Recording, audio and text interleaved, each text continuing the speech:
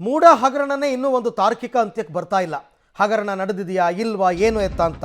ಈ ನಡುವೆನೇ 300 ಹೊಸ ಖಾಸಗಿ ಲೇಔಟ್ಗಳಿಗೆ ಮೂಡ ಅನುಮತಿ ಕೊಟ್ಟಿದೆ. ಮೈಸೂರು ನಗರಾಭಿವೃದ್ಧಿ ಪ್ರಾಧಿಕಾರದ ಸಭೆಯಲ್ಲಿ ತೀರ್ಮಾನ ಆಗಿದೆಯಂತೆ 300 ಲೇಔಟ್ ಮಾಡೋಣ ಹೊಸದಾಗಿ ಅಂತ. ಸಭೆಯ ನಂತರ ಬಿಜೆಪಿ ಶಾಸಕ ಶ್ರೀವತ್ಸ ಅವರು ಹೇಳಿಕೆ ಕೊಟ್ಟಿದ್ದಾರೆ. ಇವತ್ತಿನ ಸಭೆಯಲ್ಲಿ 50-50 ಅನುಪಾತದ ಬಗ್ಗೆ ಚರ್ಚೆ ಆಗಿಲ್ಲ, ಕೇವಲ ಹೊಸ ಲೇಔಟ್ಗಳ ಅನುಮತಿ ಬಗ್ಗೆ ಚರ್ಚೆ ಆಗಿದೆ. ಆ ನಂತರ ಸಭೆಯಲ್ಲಿ ಅನುಮೋದನೆಯನ್ನು ನೀಡಿದ್ದೇವೆ. ದೇಸಾಯಿ ಆಯೋಗದ ವರದಿಯ ಆಧಾರದ ಮೇಲೆ ಮುಂದಿನ ಕ್ರಮವನ್ನು ತಗೊಳ್ತೀವಿ ಅಂತ ಕೂಡ ಶ್ರೀವತ್ಸ ಅವರು ಈಗ ಮಾಹಿತಿಯನ್ನು ಕೊಟ್ಟಿದ್ದಾರೆ.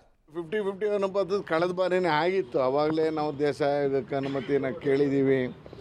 ಏನು ಮಾಡಬೇಕು ಅನ್ನೋದು ಇನ್ನೂ ಅದು ರಿಪೋರ್ಟ್ ಬಂದಿಲ್ಲ ಅನ್ನುವಂಥದ್ದಿದೆ. ಅದು ಬಿಟ್ಟರೆ ಇನ್ನು ಬಹುತೇಕ ಇವತ್ತು ಪ್ಲ್ಯಾನ್ ಸ್ಯಾಂಕ್ಷನ್ ಮತ್ತು ಸೈಟ್ ರಿಲೀಸಿಗೆ ಸಂಬಂಧಪಟ್ಟಂಗೆ ಇದ್ದಂಥ ವಿಷಯ. ಅದನ್ನು ಅಲ್ಲಿಗೆ ದೇಸಾಯಿ ಇವತ್ತು ಚರ್ಚೆ ಆಗಿಲ್ಲ. ಅವತ್ತೇ ದೇಸಾಯಿ ಆಯೋಗಕ್ಕೆ ಏನು ನ್ಯಾಯಮೂರ್ತಿಗಳ ಆಯೋಗ ನೇಮಕ ಆಗಿದೆ, ಅಲ್ಲಿ ಕೊಟ್ಟಿದ್ದೀವಿ. ಅಲ್ಲಿಂದ ಬರುತ್ತೆ ಅನ್ನೋಂಥ ನಿರೀಕ್ಷೆ ಇತ್ತು, ಇನ್ನು ಬಂದಿಲ್ಲ ಅನ್ನುವಂಥದ್ದನ್ನು ಹೇಳಿದ್ದಾರೆ. ಕಳಿಸಿದ್ದೀನಿ ಅಲ್ಲಿಗೆ, ನೋಡೋಣ ಏನು ಮಾಡಬೇಕು ಅನ್ನುವಂಥದ್ದನ್ನು ಹೇಳಿದ್ದಾರೆ. ಸ್ಥಳೀಯ ಸಂಸ್ಥೆಗಳಿಗೆ ಮೂಡ ಅಧಿಕಾರ ಹಸ್ತಾಂತರ ಮಾಡುವಂಥದ್ದು ಸೈಟ್ಗಳು ಮತ್ತು ಅದ್ರ ಚರ್ಚೆಯನ್ನು ಆಗಲಿಲ್ಲ. ಅದು ಯಾವ ಥರ ಈಗ ಅಧಿಕಾರ ಹಸ್ತಾಂತರ ಆಗಿದೆ ಈ ಬಗ್ಗೆ ಮತ್ತಷ್ಟು ಮಾಹಿತಿ ನನ್ನ ಕೊಲೀಗ್ KP ನಾಗರಾಜ್ ಅವರಿಂದ ಪಡ್ಕೊಂಡ. KP, ಒಂದು ಕಡೆ ಲೋಕಾಯುಕ್ತ ಮತ್ತೊಂದು ED ತನಿಖೆ ನಡೀತಿರೋ ಸಂದರ್ಭದಲ್ಲಿ ಈಗ ಹೊಸದಾಗಿ 300 ಹೊಸ ಖಾಸಗಿ ಲೇಔಟ್ಗಳಿಗೆ ಅನುಮತಿ ಕೊಡೋದಕ್ಕೆ ಬರುತ್ತಾ, ಅದು ರೂಲ್ಸಲ್ಲಿ ಇದೆಯಾ? ಸೊ ಏನೇನು ಇವತ್ತಿನ ಸಭೆಯಲ್ಲಿ ಚರ್ಚೆಯಾದ ವಿಚಾರಗಳು ಅಂತ? ಅಲ್ಲ, ಅದು ರೂಲ್ಸಲ್ಲಿ ಇದೆ, ಅದು ರೂಲ್ಸಲ್ಲಿ ಬರುತ್ತೆ. ಯಾಕಂದ್ರೆ ಇದು 50-50 ಅನುಪಾತಕ್ಕೆ ಸಂಬಂಧಪಟ್ಟಂತದ್ದು ಅಲ್ಲ ಅರವಿಂದ್. ಆದ್ರೆ ಕ್ವಶನ್ ಇರುವಂತದ್ದು ಬಹಳ ಸಿಂಪಲ್ ಅರವಿಂದ್.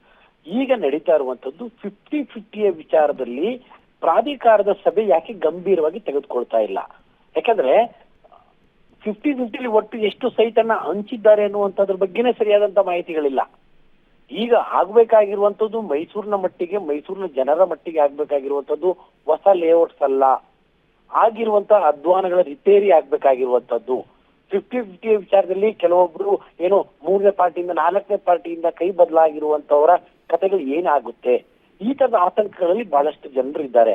ಹಾಗಾಗಿ ಆ ತರದ ವಿಚಾರದಲ್ಲಿ ಒಂದು ಮಹತ್ವಪೂರ್ಣವಾದಂತ ನಿರ್ಣಯವನ್ನ ಇಂತಹ ಸಂದರ್ಭದಲ್ಲಿ ತೆಗೆದುಕೊಳ್ಬೇಕಾಗಿತ್ತೆ ಹೊರತು ಏನು ಲೇಔಟ್ಗಳ ಅನುಮತಿ ಬಹಳ ತುರ್ತೇನಲ್ಲ.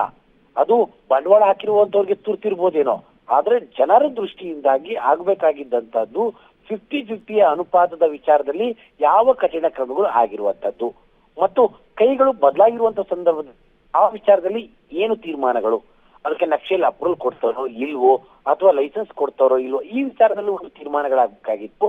ಆದ್ರೆ ಇವತ್ತಿನ ಸಭೆಯಲ್ಲಿ ಇದರ ಬಗ್ಗೆ ಯಾವ ತೀರ್ಮಾನಗಳೂ ಕೂಡ ಆಗದೆ ಕೇವಲ ಹೊಸ ಲೇಔಟ್ಗಳ ಪರ್ಮಿಷನ್ ಅನ್ನ ಮಾತ್ರ ಕೊಡಲಾಗಿದೆ.